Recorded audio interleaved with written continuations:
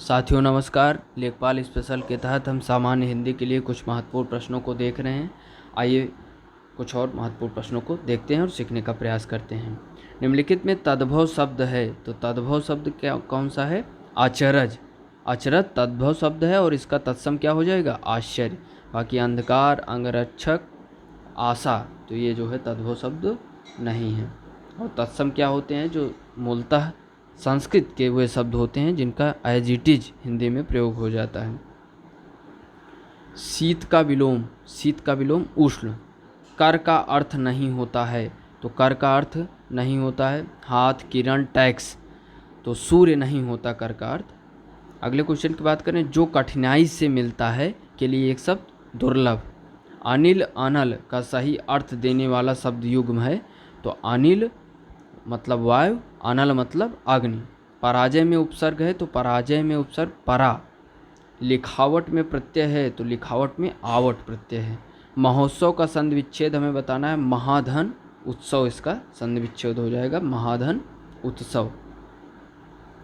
मैंने घर जाना है वाक्य में अशुद्ध अंश क्या है? मैंने, तो मैंने सर्वनाम है और यहाँ होता मुझे घर जाना था, मैंने घर जाना था, तो ये अशुद्ध है, जबकि मुझे होता तो ये सही होता। अगले क्वेश्चन की बात करें, देशभक्ति में समास है, तो देशभक्ति में कौन सा समास है? देशभक्ति में समास हो जाएगा तत्पुरुष समास, यानी देश के लिए भक्ति, देश के लिए भक्ति। पुस्तक पढ़ी जाती है, तो ये हो जाएगा कर्मवाच्य, इसमें कर्म की प्रधानता है, पुस्तक पढ़ी जाती है। अव्यय बताना है, तो प्राचीन, मोटा, गरीब और, तो इसमें अव्यय और अव्यय शब्द है।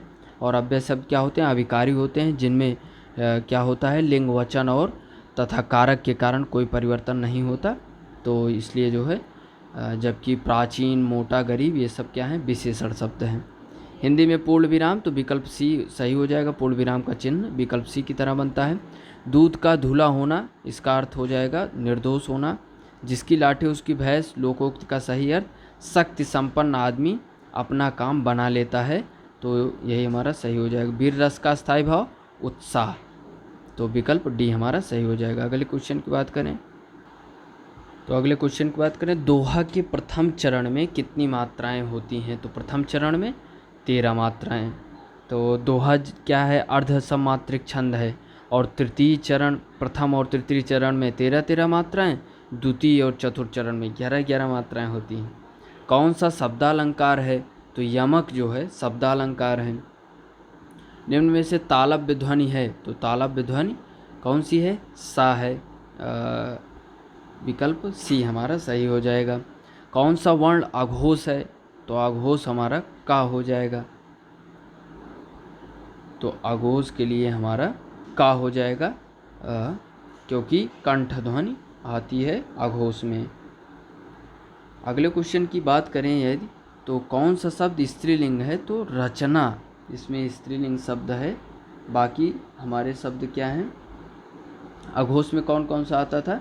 तो अघोष में आता है पहला और दूसरा। जब आप क्रमवार देखेंगे तो का, खा, गा, घा, अंगा ऐसे क्रम बना के 25 स्पर्श व्यंजनों को, तो का और खा जो पंक्तियां हैं ये जो है अघोष में आएंगी। बाकी ग, घ, अंगा ये तीसरा, चौथा और पांचवा हमारा किस में आएगा? घोष में आता है या सघोष में। तो रचना इसमें क्या है? हमारा स्त्रीलिंग शब्द है। बाकी सभी उपहार, ग्रंथ, मस्तक, उपहार, ग्रंथ और मस्तक हमारे पुल्लिंग शब्द हैं। अगले क्वेश्चन की बात करें,